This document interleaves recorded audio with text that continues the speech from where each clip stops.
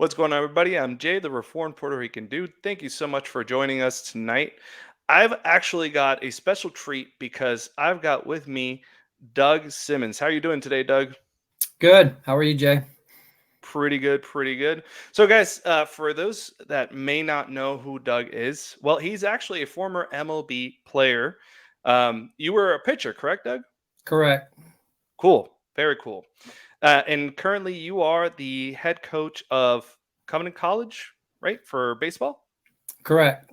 And that's in Lookout Mountain, Georgia. So definitely want to be talking to you about something that I think is pretty important. Hang on, let me turn on my AC here because it's getting kind of warm.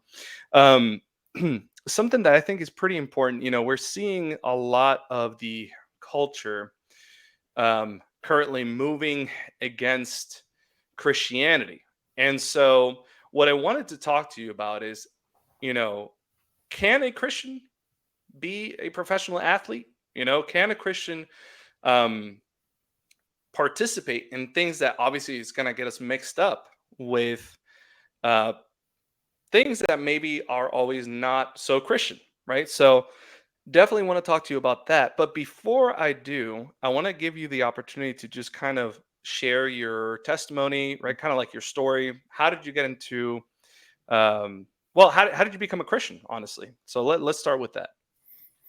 All right. Yeah. That's a really cool story because it's kind of the story of how my family became a Christian. I grew up in a broken home. My mother and father divorced when I was 6, and my mother got remarried when I was 8 and quickly divorced a second time because the stepfather decided he couldn't take on 4 more children. I had 3 older sisters. And during the course of that second divorce, there was a couple that was trying to counsel my stepfather and my mother back together again. Mm. And the couple happened to be, well, the husband was a elder in the PCA church, and they were not successful in bringing them back together. And my mother was just, at the end of her rope, and they invited her and us kids to church. And so I was about 10 at that time, or nine at that time. And so I played church for quite a while. My mother got saved. And then when I was 14, through just hearing God's word over and over, going to camps, listening in Sunday school, the pastor and all that, I finally came convicted of my sin and was baptized at 14, and gave my life to the Lord. And, I look back and I was regenerated at that point, and God had just changed me. And it's been a slow growth. Kind of like a good mutual fund, though, I guess.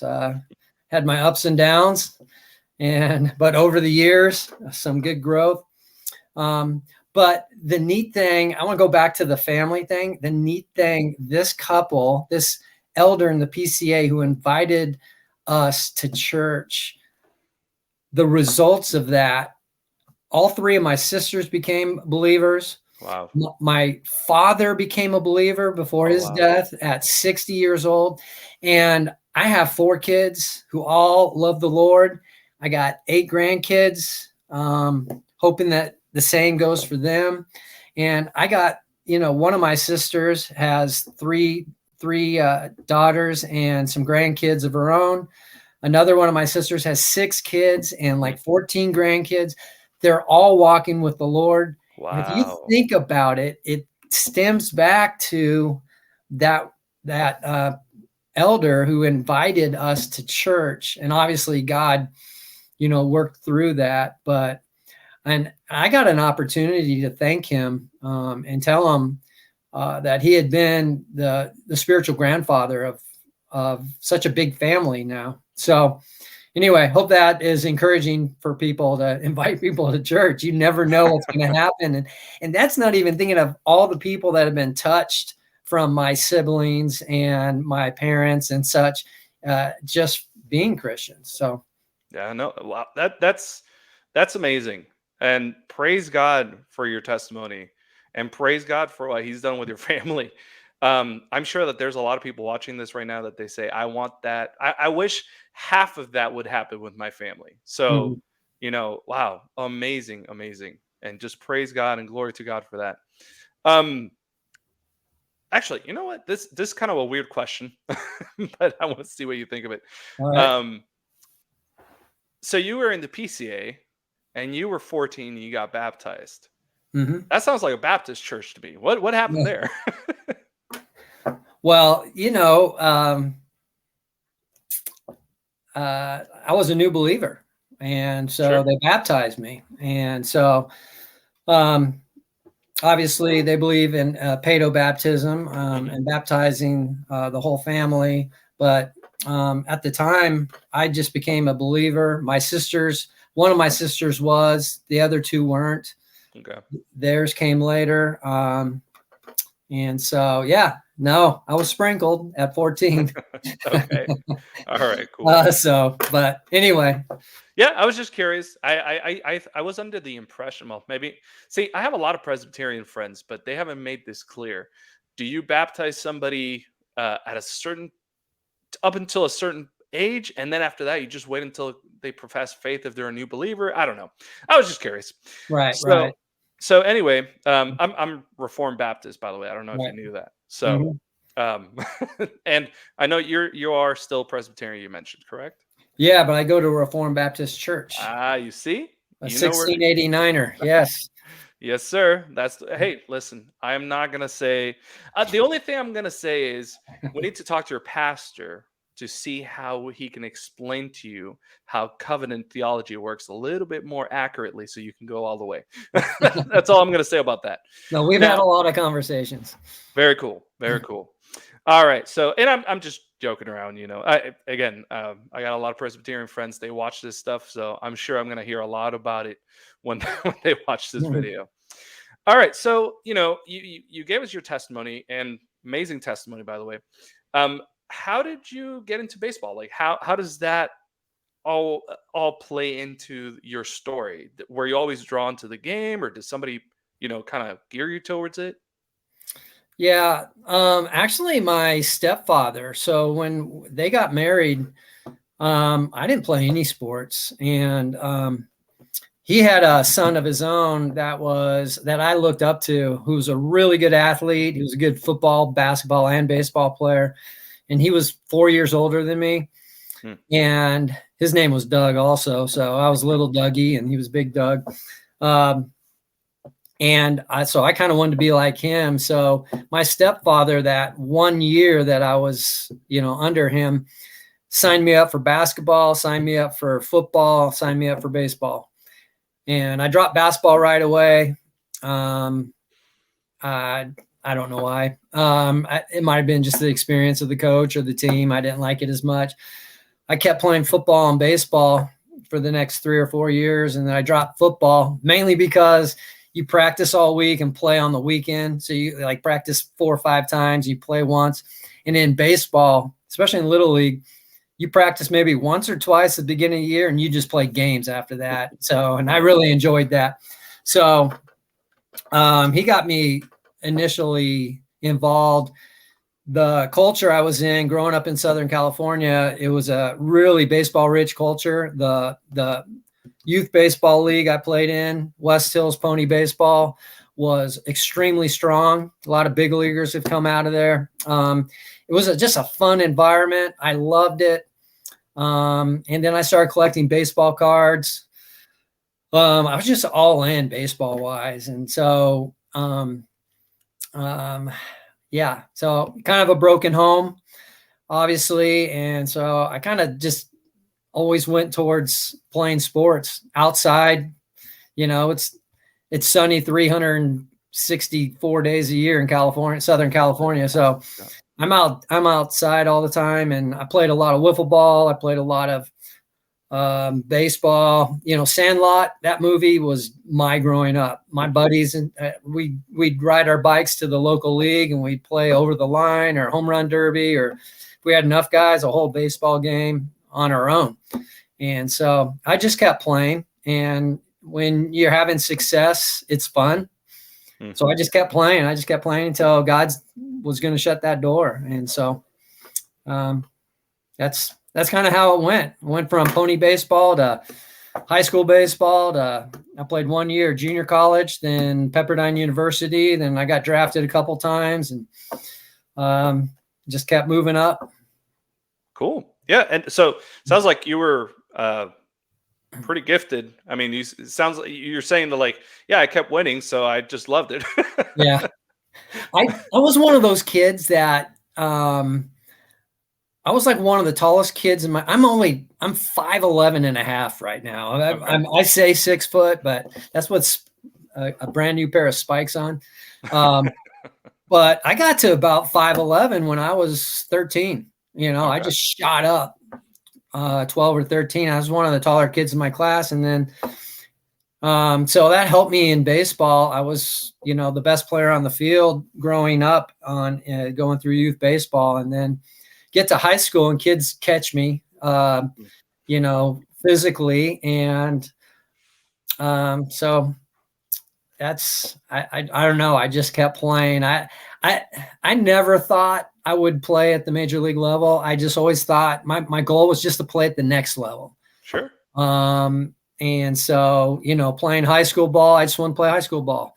And I realized, okay, I think I could play at the next level. And then, I'm getting interest from colleges, and then I play college ball, and then scouts start coming around, and then and it just moves from there. And then, I play single A. Unfortunately, they put me right into single A, which is, at that time, there were 6 levels of the minor leagues, and I was right in the middle. I skipped all the rookie ball and short season A ball, and they put me right into single A, and I had success right away. I only spent 1 year there, and I'm up in double A.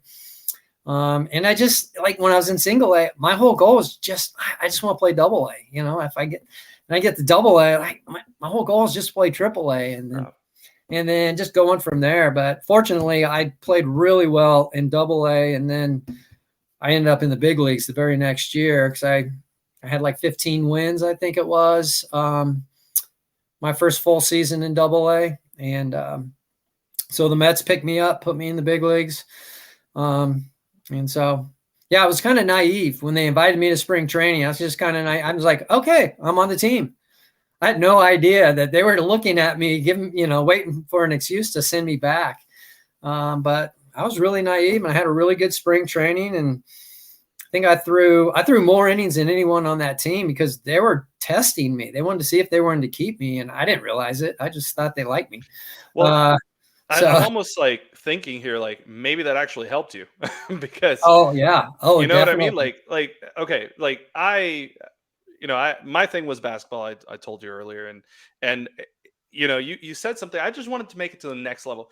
My goal as a kid, I was like, I want to make it to the NBA, Mm-hmm. and so, like, I would get really, really easily frustrated when I wasn't the best right away, right? And Mm-hmm. for you, it was just like you were enjoying it, like that. I think that's what took the fun out of it for me is that I took the fun out of it, right? Like I Yeah. focused so much on, like, well, you're a kid, whatever, but it sounds like in your situation you made the team, right? And so they're looking for an excuse to get you out of there, but you're like, whatever, I'm just having fun. You know what I mean? Yeah, I was naive that I seriously thought I was on the team. Hey, they invited me to spring training. I'm on the team, Yeah. And so I had a really good spring. I think I only gave up 1 earned run the whole spring, and then they said, "Hey, you're on the team." I'm like, "Yeah, no, you're really on the team. You made it." No, like, for real now, you actually Yeah. made it. Oh yeah. So no, I think being a little naive to that probably helped take pressure off and just let me enjoy the game and Right. play. Hmm. So that was fun. Yeah. I get Cool. thrown in New York. Yeah. All right. And so, in terms of, at the MLB level, what would you say was, um, maybe most fun, or maybe What did you enjoy most about it, specifically at the MLB level? Um, I love that. You had 30, 40, 50,000 fans at a game. Mm, I mean, that made it fun. That made it fun. And so it meant something where, if there's hardly anyone in the stands, I mean, it's still fun because it's a game of baseball, but I think that added a little something to it. Um, the travel was fun. I ate well. Took charter planes, the team takes charter planes everywhere. The travel was just easy. We never walked through. This is pre-COVID, obviously, pre 9/11. And so we never stepped in an airport. I mean, they took us straight to the tarmac in two buses because, 256 passenger buses, like one team can't fit in one. I don't know.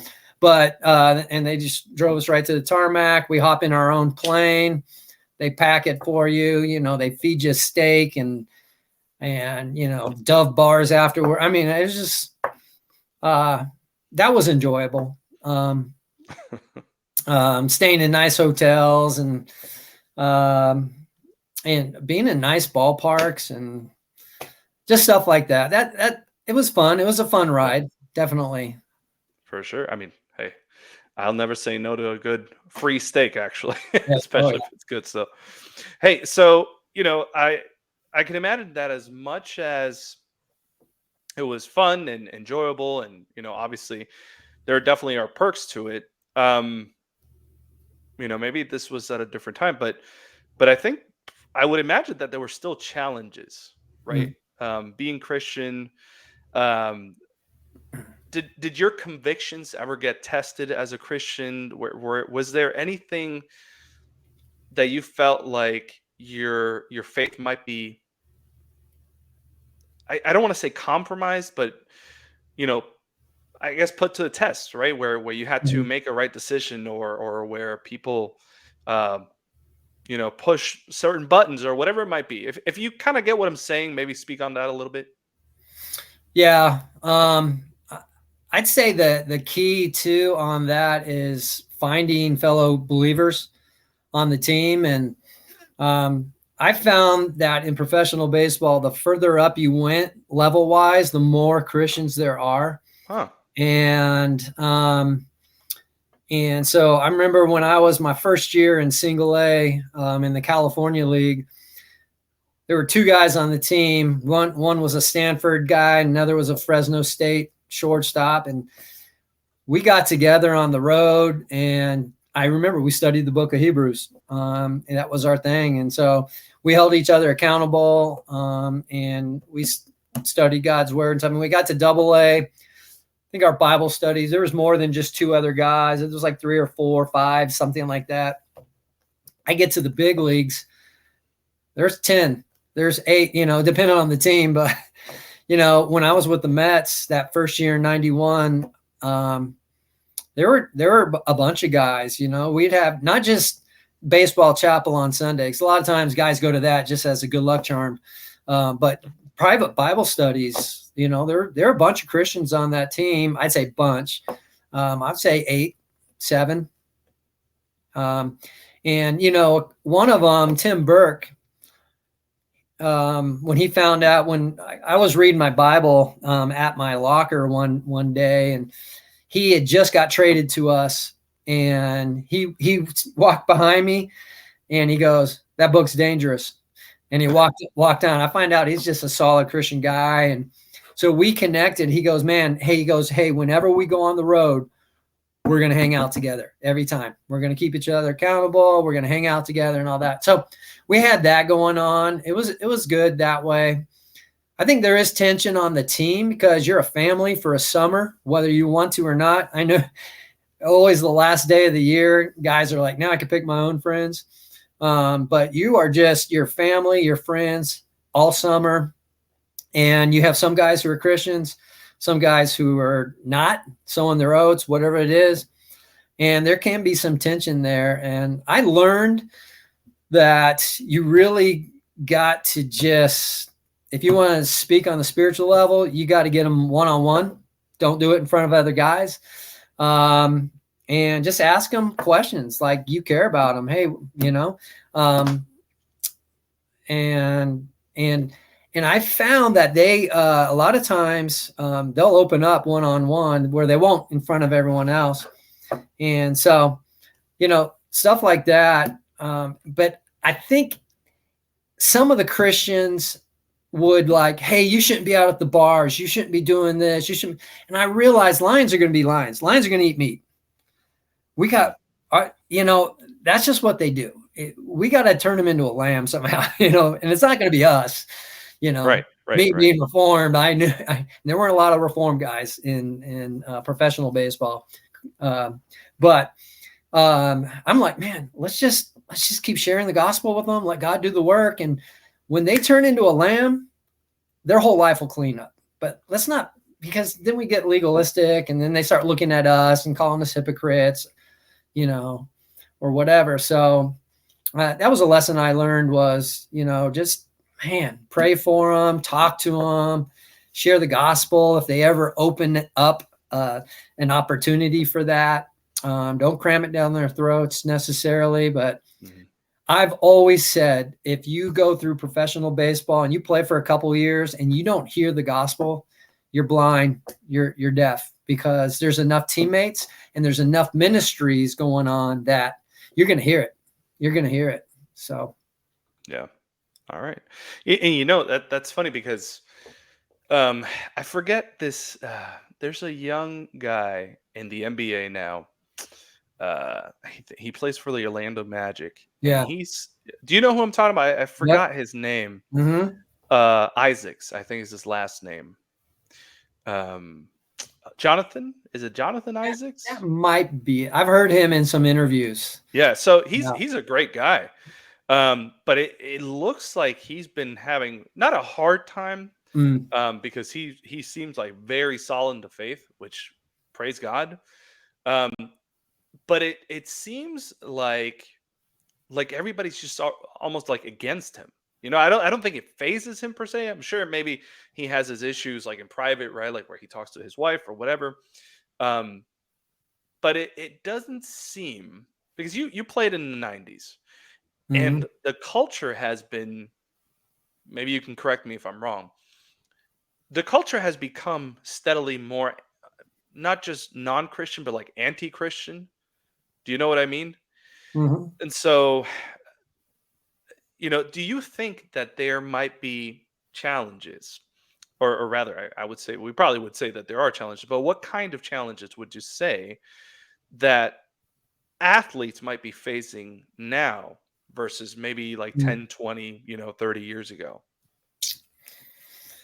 Yeah. Ooh. Heavy question, but yeah.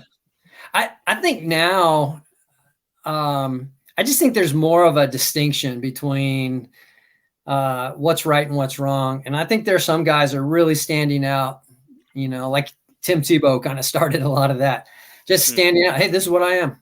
This is what I am, like it or not. And where other guys, I think back in our day, a lot of guys just kind of fit in. And then once you got to know him really well, you realize, okay, he doesn't go out and drink. He doesn't, he's a Christian.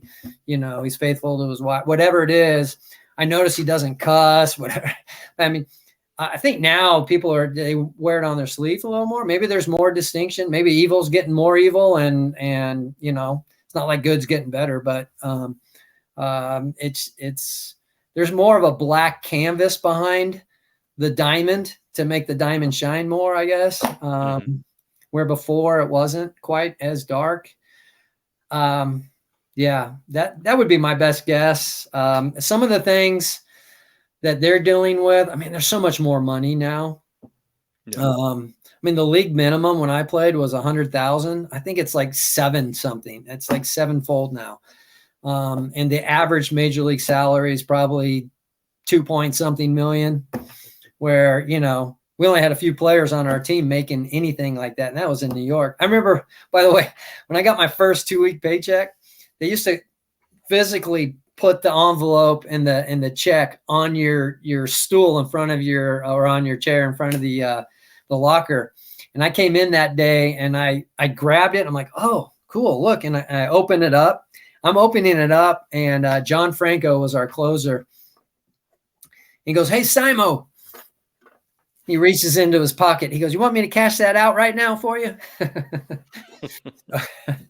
it was the biggest check I've ever seen. But to him, it was chump change. And he probably had that much in his pocket. So, but, you know, I think the money that's being made now is just, it's life changing, obviously, if you're good with it. But so with that could add more stresses, more pressures, more anxiety, more, man, they warned us in spring training about the mob. Said they are going to befriend you. They are going to do you favors and want favors back. Because they're into gambling and they want inside info and all. I mean, they warned us about stuff like that. I can't imagine now with all the money, you know, what's going on. And no, and actually there were two guys. I can't remember. See, I bring up all these things and I just expect you to just know what I'm talking about. But there were these two guys recently. Maybe it was last year. I can't remember which team it was, and I can't remember their names, but they were Christian.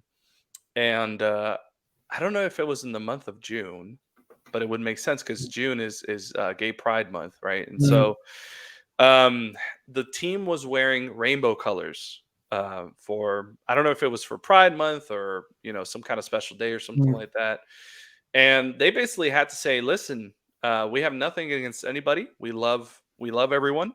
But we don't believe this, and we're not going to wear this, and we're not going to support this. And just the backlash that they got on social media and you know, on news stations and CNN and this and that. And it was like, man, like, all these guys said was like, listen, it just goes against our religion and we just don't believe it, you know, but it doesn't mean that we hate anybody. And, you know, do you, I know you coach, right? So do you ever hear those kinds of things from your guys, you know, like, hey, if I ever make it, you know, wherever I might make it, I'm worried about this or I'm worried about that. Do you ever get those kinds of questions? Yeah. Well, since you brought that up, that would be a big difference, is because stuff like that is accepted. It's the norm. People choosing their genders, the norm. Like, what's going on? And so I remember back, a good buddy of mine who I was teammates with in spring training in 92 with the Mets, solid Christian. He's reformed now. He wasn't when I first met him. Praise God. Was a pastor for a little bit. But anyway, he when he was pitching for the San Francisco Giants, and this was in the 90s, they wore these ribbons, and the ribbons were like a they had to wear a ribbon for, it was back then, Gay Pride Day or something like that. He took his ribbon and turned it sideways to look like a fish, an ichthus. And he got in big trouble by the organization and the media. But he's like, hey, and he spoke his mind. His name's Mark Dewey, and he'll speak his mind, and it's a great thing. He spoke his mind, but that happened back then. I fortunately didn't have to come across any of that, but my players nowadays, well, where I coach, Covenant College is a Christian college, and actually one of the requirements to be a student there is to have a personal testimony of your faith. And so our library has a copy of the Lamb's Book of Life, and we just make sure and keep them in check to make sure their name's in there. And then, so to make sure it's true, but just kidding. Well, that is one of the requirements. And there's only a handful of Christian colleges in the country that make that a requirement, because our our goal at that school is to disciple our students Hmm. and in their walk and their growth. Where most Christian colleges want to evangelize their students, and they're needed, and it's important for that too, because a lot of people will go to those Christian colleges just to play baseball, let's say, and they'll hear the gospel while they're there and become a believer. But Covenant has a different model that we love evangelism. We just, where's that school for the person who's already a believer? And so every guy on the field that I coach claims to be a follower of Christ. And so my job is to disciple them and help them in their walk and their faith through college, because it's rare that you can go to a college and actually grow in your walk in faith, or at least be in a culture Yep. of spiritual growth. Most colleges, you get beat up spiritually because of what goes on and who's on campus and what's happening. So they want to create that. So it's unique at Covenant. And so I'm not dealing with guys who necessarily are, trying to choose a gender or stuff like that. Right. But it's out there and they know it, and they're coming across people doing that. And so, yeah, I'm trying to get them grounded in the word, knowing the gospel inside and out. I found that while recruiting Christian kids that want to go to Christian colleges, claim to be Christians, a lot of them don't know the gospel. And I know that because we ask Right. to articulate it. And so, because that helps us in how we recruit, who we recruit. And so if there's someone that really doesn't know it at all, we might end the phone conversation by sharing it with them. Oh, And, wow. That's great. and so, but, yeah, so our guys, I don't know, they'll deal with it, but we try to get them grounded in the gospel. I know our guys, we've been beating it over their head the last couple of years. It's been, they know it. I tell them to preach the gospel to themselves every day. I learned that from Jerry Bridges. I got to take a class from him at our Reformed Theological Seminary, and that was what I learned from him. And man, but you can't preach the gospel to yourself unless you know the gospel. If Right. your gospel is, I got to be a good person, I got to read through the Bible once a year, that's my gospel, then those aren't bad things. But you got to preach the gospel to yourself, man. Get to understand what God has done for you, what Jesus has done for you. That's going to change your day every morning. And then you're more likely to share it. And so we've been stressing that with our guys. And so I'm hoping that prepares them when they go out into the world, they graduate, or even while they're at Covenant, they go down the mountain into Chattanooga, and, that they're able to, guard themselves better and handle themselves better because they're grounded more in the gospel. That's my take on it. Yeah, no, that's excellent. I mean, and I see, right, like Christians who are working in a variety of settings, right? Like not everybody's going to be a professional baseball player or professional, football player or whatever it might be. But I do see a culture that in every area, maybe in some areas more, maybe in some areas less, but in every area, really, really pushing this narrative of, first it was tolerance, then it's acceptance, now it's participation. And no, I think you're absolutely right. If you're not grounded in the gospel, they're going to eat you alive, Mhm. and so like you're saying, reading the Bible and praying and all this stuff is good, but what's the motivation behind it all, right? Like if you just do it because that's your gospel, then you miss the gospel, right? Like Yeah. you need the gospel to then be the motivation for doing those things, right? You do that because you've been saved, not because you want Mhm. to be saved. So that kind of leads to the next point that I wanted to talk about, right? So as the culture starts pushing, right, and even like now, like I told you, I don't know if I mentioned it here while we were recording, but before we started, I said I was big on basketball. um the things that I see now in the NBA, for example, where like, you have a I'm a Heat fan. I'm in Miami, Mm, and so like, the things that I see with the Heat, for example, and it's not unique to them, but they'll have like a gay pride night, right? And if they don't make it to the finals, I don't know if they're going to have the whole gay pride month thing, but it's the off season. mm, But if the season went through June, I wouldn't be surprised if they're just wearing rainbow colors left and right. And so I say to myself, like, what do you do as an athlete in these situations? yeah. Are we going to have an opportunity to be Christians and be professional athletes? Are we going to be pushed out of there, or Mm. do you think that we should be making an effort to kind of redeem athletics for Christianity? What do you think? Yeah. I think Christians need to take a stand and share the truth. And I think people in the world need to hear the opposite, because, you turn on the TV, you turn on, I guess people don't listen to the radio anymore, but, you get online, social media, all that. You can hear the world, the world, what they're teaching. But some people, you might be the only conduit to the gospel. I mean, you might be the one that shares the gospel with them. And so I think maybe some of these athletes who are taking a stand, man, I think God's going to bless that. God can use that.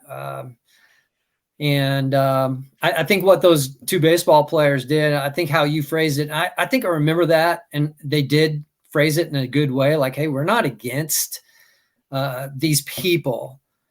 But we don't believe what they believe. We love them. Well, whatever. They said it in a good way, but they took a stance like, hey, but we're not going to participate in this.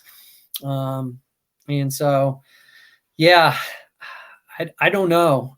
I kind of almost, yeah, I think people went through that during the pandemic when they were like, they had to maybe get a vaccine. They were forced to get a vaccine to work at a certain place, or wear a mask to do something, and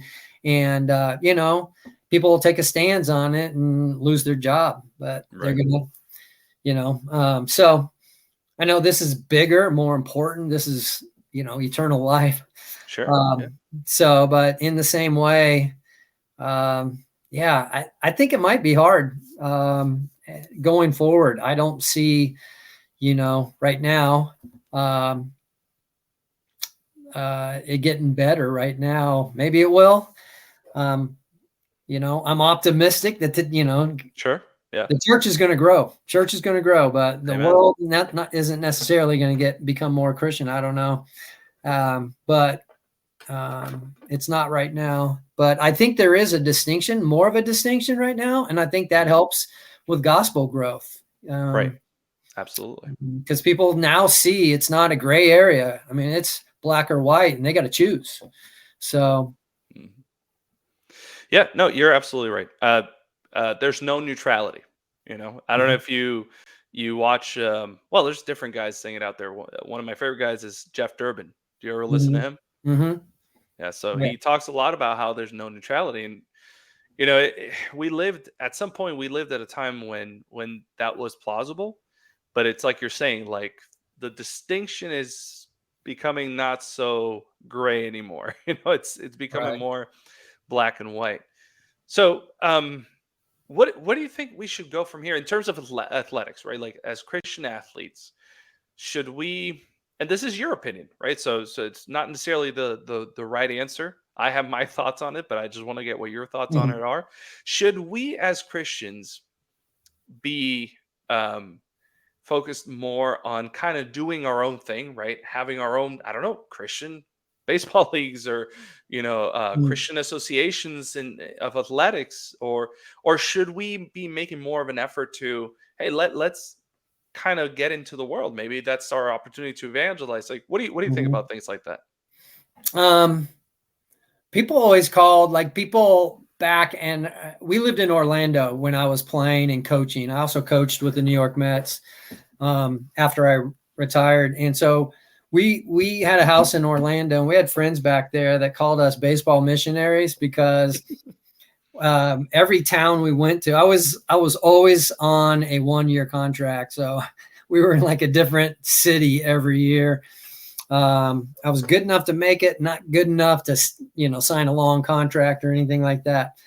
So we were bouncing around. That was obviously God's plan for us to bounce around, and we enjoyed the ride.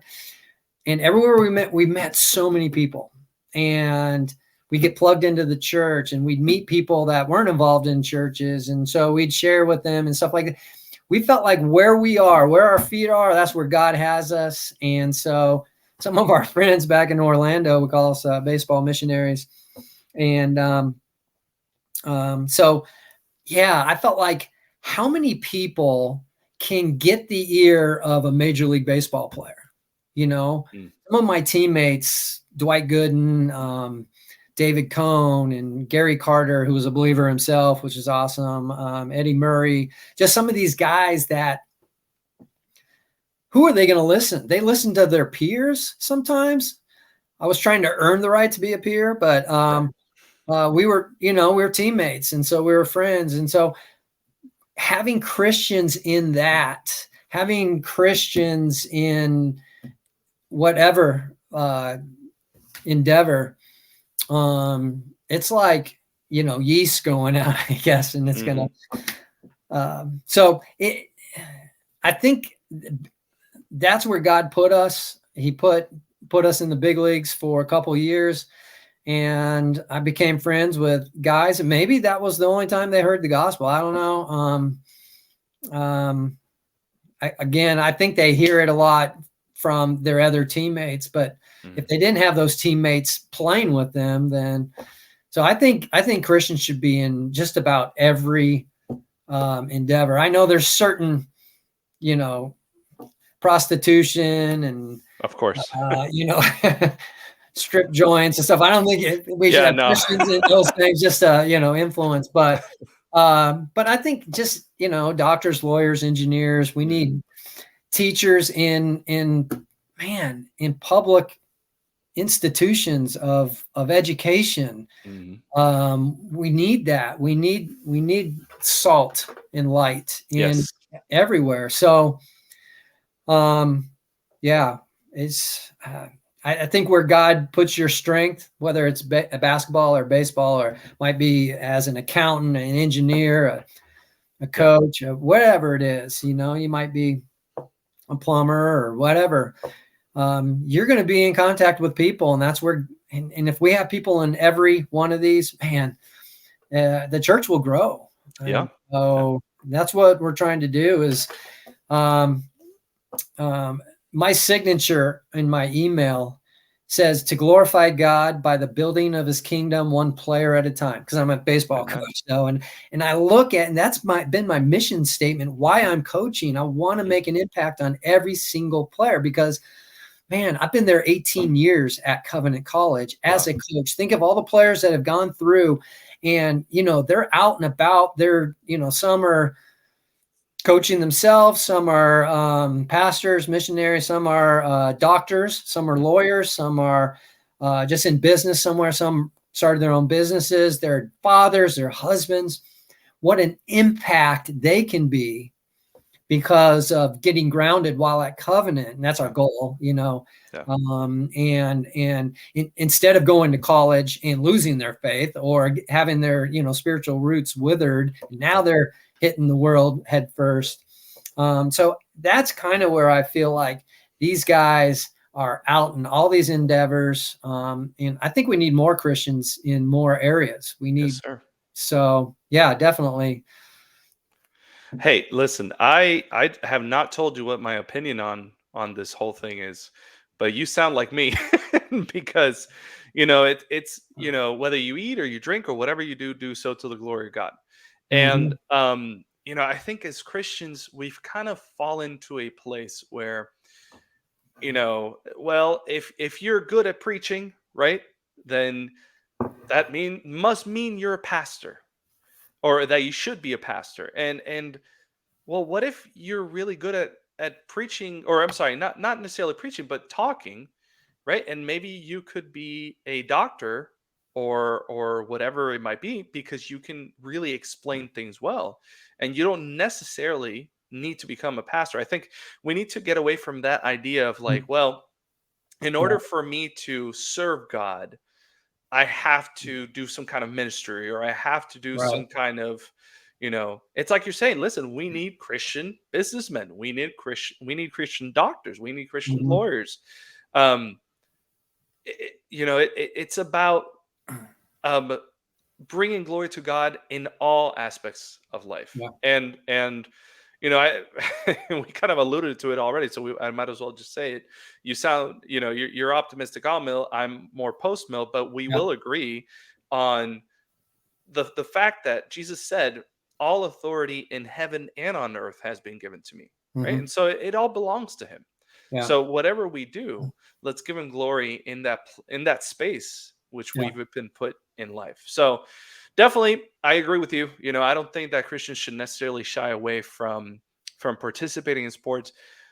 I think, and maybe you can push back on this a little bit. I think we have to be um, wise as serpents, innocent as doves, right? And Yeah. so, not every opportunity is necessarily a good one. Um, Mhm. you said you were in Orlando for a couple of years. Did you, by any chance, go to St. Andrews? It wasn't around when I was there. Oh, I think okay, he was just starting it. We originally went to Orangewood Prez. That was started by R.C. Sproul. okay, And it was a PCA church, and that's when I started going to Reformed Theological Seminary. I realized that you know, I get to Orlando in the middle of the season, my second year, and I just go and get an apartment next to a bunch of the other players. Well, it just so happened to be right around the corner from RTS, or Reformed Theological Seminary. So mhm, my wife and I decided to live there in the off season because I'm from Southern California and she's from Oregon, and we just wanted to stay wherever we ended up because we'd probably start there the next year. So we ended up in Orlando. We stay and get plugged in. And so we're at Orangewood because it's really close. Orangewood Press is really close. And I get to know the librarian at RTS at Orangewood. And he goes, man, he was a big Mets fan too and all that. yeah, So but he goes, man, you need to start taking classes there. Just take them for fun. I said, I don't want to be a pastor. He goes, I know. Just take them for fun. I'm like, okay, yeah. And so I took my first class I took was from John Gerstner. I don't know if you know who John Gerstner is, I but do. Yeah, R.C. Sproul's he, mentor. yep, yep. And it was on the freedom of the will, Jonathan Edwards' book on the freedom of the will. And so I took that class with him, and then I got hooked, and I started Wow. taking just fun classes. But anyway, so I'm on that rabbit trail. I forgot where the main path was, but so and I ended up taking a lot of classes at RTS, not because I wanted to be a pastor, but I just wanted to be informed Christian. What do they call them? Lit. The anyway, an informed layperson, a layperson Sure, sure. interested in theology is lit. So I was one of those lit people. And I was just reading a ton. I couldn't get enough. I got to take, R.C. Sproul's at RTS, and I took Roger Nicole, a Doctrine of Election class by him. And there's only 4 other guys in it, sitting around a conference table. And Mhm. Jerry Bridges, got to take a class from him, and Simon Kistemacher was writing a book, commentary on the book of Revelation. So his class was on. Anyway, I was just taking all these fun classes just for fun because I knew I had to lead my wife, my children. Maybe I'd be a Sunday school teacher. I didn't realize I was going to be a baseball coach that was at a school that wanted us to disciple them. And that's why I'm there. So it's helped that I've done that, and I've Mhm. continued to do stuff like that. But let me go back. I forgot the question I'm answering right now, but you, Well, uh, you, okay. Do you, you men- want me to you want me to ask it again? Well, I want to go back because one thing that Covenant College teaches all their students week 1 is that you have a big C calling and a little C calling. And the big C calling is who you are in Christ. That's your calling. That's your main calling. You're a child of God and all that. Your little C calling is where God has you. You know, for them, it's a student right now at Covenant College, or when you leave and you graduate from there, it's at that business or that endeavor, whatever it is. That's your little C calling in life. And you're a little Christ going out into the world. You're going to represent him. You're in him. You're going to represent him. Anyway, so when you were going over how we kind of agree on that worldview, that's something that Covenant College really teaches. And I've learned from that, because I didn't go to Covenant College, but, you know, coaching there for 18 years, I've learned quite a bit. So anyway, what was the question I'm answering? Well, so you know what? I think I forgot. I did ask you.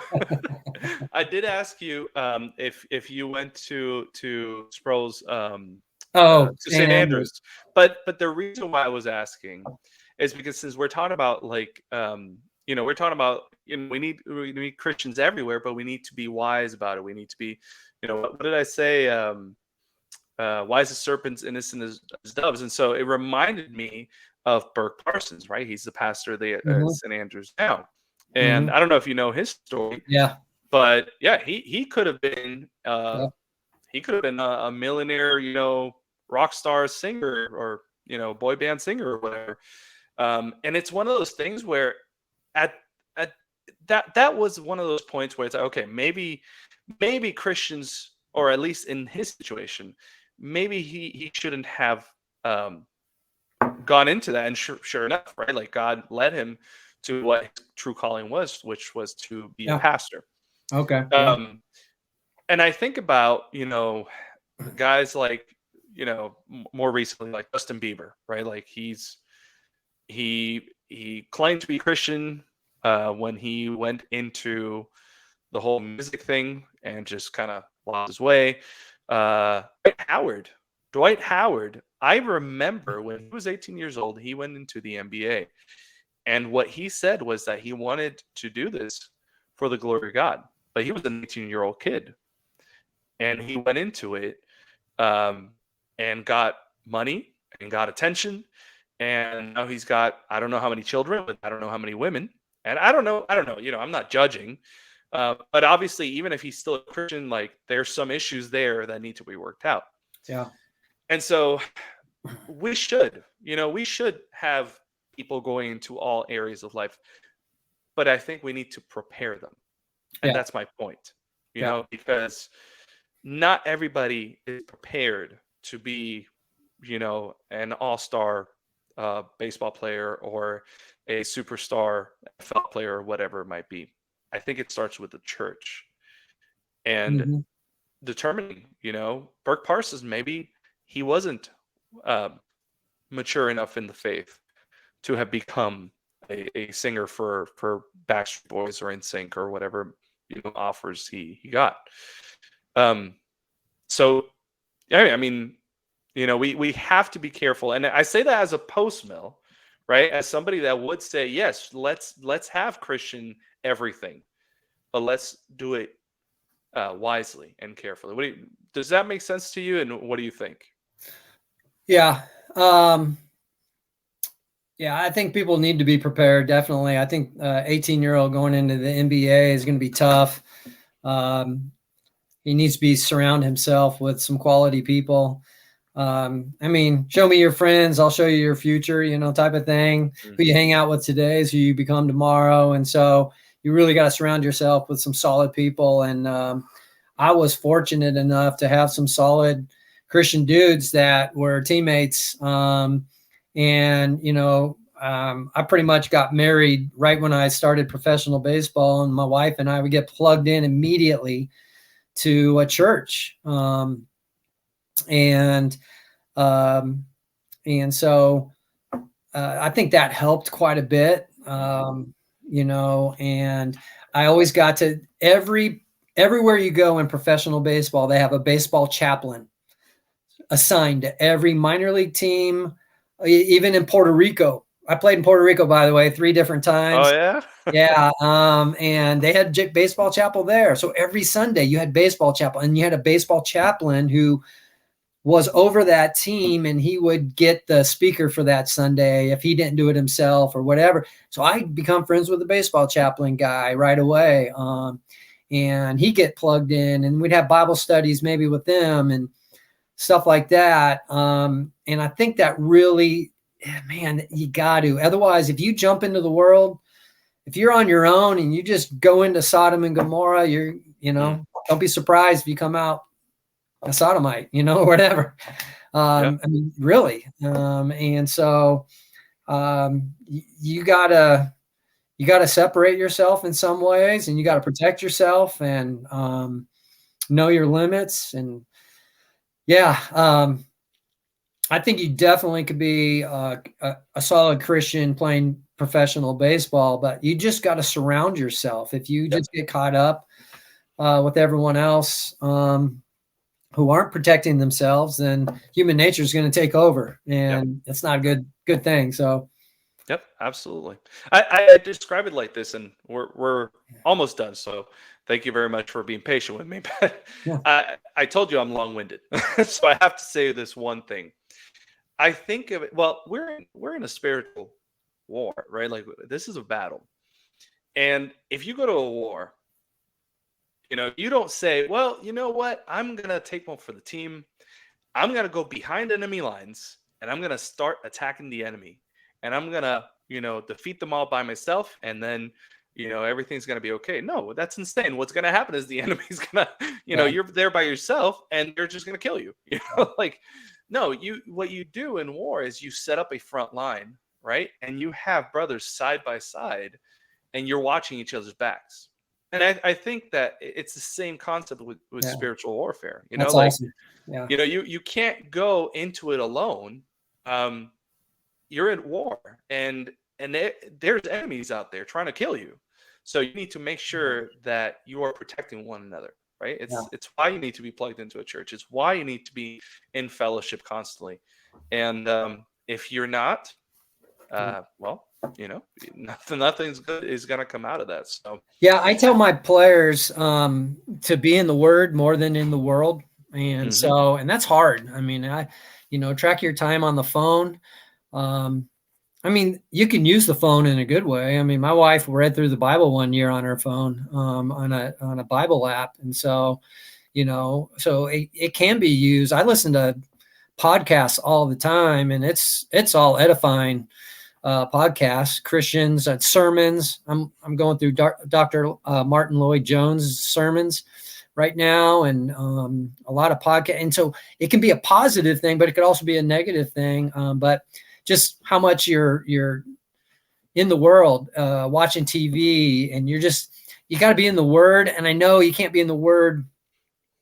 I want them to track their time, and so be in the Word every morning. Undistracted, preach the gospel to yourself before you leave for school or for work or whatever it is, and pray, obviously. And but if you're in the Word more than in the world, I think that helps, because you are what you read, you are what you watch. Eventually you're gonna, you don't want to be influenced by that.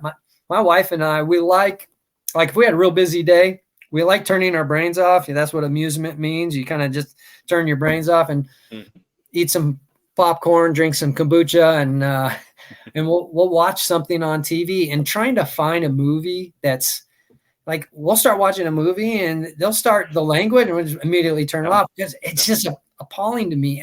I hate it. I don't want to hear it. I heard enough in baseball, and stuff like that. And so, anyway, that's something that I think we just got to guard ourselves, and we got to watch what we watch on TV. When my kids were growing up, we had this conviction. We did not let them watch TV outside of, we had a TV with a VCR. Yeah. I don't know if people know what that is, but it was, and then we got a DVD player later, but Yeah. we controlled what they watch by what Yep. DVDs and VHS tapes we put in there. And we didn't want them just flipping on the TV and seeing what's on, Mm-hmm. Yep. And so we didn't have rabbit ears, we didn't have cable, anything like that, because we didn't want them watching that. And slowly introducing them as they grow older and maturing, and you can start giving them more and more. Hey, this is what the world thinks and all that. But you give it to them too young, too early, too soon, they might get engulfed with it. And Yep. So we were very intentional in that way. And so I think that helped. I think that helps raising covenant children. Had to throw my Presbyterian in. You're good. You're good. Again, you're still going to the right church, so no worries. Well, okay. So, I don't want to take up too much of your time. Again, I usually my show goes about an hour, but I want to wrap it up with one last thing. What would you say to young kids or maybe parents of young kids who are looking to put them into sports, right? Like how do you balance the dedication to a sport? If the league is on a Sunday, right? But we got church on Sunday. How do you deal with that? And then also live and emphasize the Christian life and putting God first. What would you say to a parent or to a young kid like that? Well, I deal with that a lot because I'm leaving tomorrow to go recruit in Atlanta, and that's travel ball, and they have tournaments that are 5-6 days long, and they always go over Sunday. And so I had to deal with that with my boys who wanted to play travel ball. And so we just took a stand, and my goal as a parent was, my goal was not that my boys play in the big leagues. I actually didn't want them to, because I knew it's tough. It's tough there. It's throwing them in the lion's den almost, in some ways. Unless they're extremely grounded. So, but even in youth sports, it can take your checkbook, your calendar, and it could just take over, and you won't get that time back. You won't get that money back. But so we had to deal with that, and we just took a stance. We found some like-minded people that it was a travel ball team that maybe wasn't as competitive. The good thing, my boys didn't have to get seen. I'm a college baseball coach that know all the other college baseball coaches, so I can always get them seen. But it was one of those things that we just took a stance. We're not going to play and miss church for baseball. And so I did that growing up. I even did that in summer ball. I got every summer ball coach mad at me because I wanted to go I said on Sundays, we're going to church. And then on, there's a certain week of the year, I went to a Christian summer camp in Colorado every year. One coach threatened me, was, well, then we won't have you on the team. I'm like, okay, I'll find another team. He goes, oh, we'll make it work. Something like that. I played collegiate summer ball in Alaska. And I told the coach, I said, in the middle of the season, I'm going to Colorado to this Christian summer camp. And he tried to talk me out of it. And I'm like, okay. And no, I'm going. And so our first 3-game series was in Hawaii. Hawaii was in the league. So they flew us all from Southern Cal to Hawaii. We played there. They flew, everyone else on the team flew to Alaska. They flew me back to Southern Cal so I can go to this camp. And then I got back from the camp. They flew me up to Alaska to play the season. And so I just took my stance, and I was willing to play somewhere else or not play if that were the case. It's just what's your priority?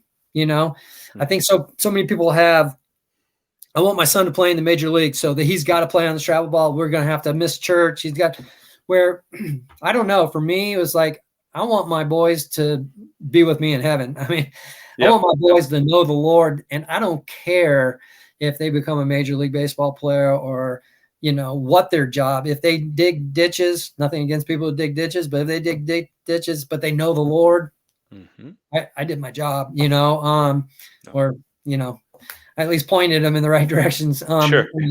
and preach them. But, and that was my big focus, was that they know the Lord and not become a major league. And I think today people are just like, because maybe they just missed it and they were, man, if my dad would have pushed me. So they pushed their son, and then youth sports is really bad. I mean, the parents, I mean, I know a lot of travel ball coaches that say, they wish they had a team of orphans because it would make this job so much easier. But yeah, I think for youth, it's just don't put it ahead. Don't put that as a priority above your walk with the Lord, your sanctification. It can't take precedence, or you got things askewed. And so, yeah. And then you can make decisions based off that. Like I kind of did with my boys. And they had fun playing baseball. They probably went as far as they could go. They played college baseball, and they had fun with it and all that, but they're walking with the Lord. They have kids. They're training and catechizing them, and they married, lovely Christian women that are wanting to raise godly children, and that's the Great Commission. That's the original Great Commission, is have lots of kids and raise them up in the Lord. I think Mormons kind of caught on to that and stole it from us, but they have a lot of kids for different reasons, theological, but we have, that's something that we should be doing. And that's a Great Commission. So if we put sports ahead of all that, then, what can we say? So I think it's just putting a priority on what's important. And church is not just another thing. That is part of you walking with the Lord. That's the fellowship with the fellow believers. That's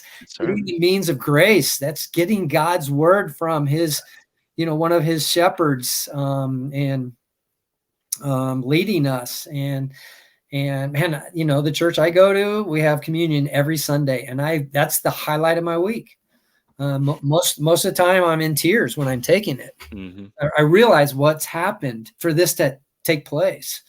And so, it should be a priority. And I think parents teach that to their kids. So when the parents play, we can't let the team down. We got to play on Sunday, and all that. Then the kids become that way. Well, church is secondary, or, I don't have time to pray. Who was it? Was it Luther or who that said, the busier he was, the more time of prayer he spent in the morning? Yeah. It was something like that. Yeah. It was him. I don't remember the exact quote, but yeah. That wasn't it, but that was close. Yeah. No, that's good. Yeah. At the end of the day, absolutely. We need doctors, we need Christian athletes, we need Christian, whatever. But if it's gonna compromise your faith, then we need to take a step back. Absolutely. Yeah. All right, Doug. Well, hey, this was great. Thank you very much for coming on the show. Hey, for anybody watching, thank you guys very, very much for joining in. This was actually a really, really good conversation. And we actually talked about some things that I wasn't even expecting that we would talk about. And it was actually very, very edifying for me, because I'm a huge sports guy. I'm thinking about putting my kids into sports. I mean, I'm not going to push them, but we'll see what happens. But definitely. So again, thank you very much for coming on, and for everybody watching. Until next time, God bless you guys. Take care, Doug. Thank you, Jay. Appreciate it.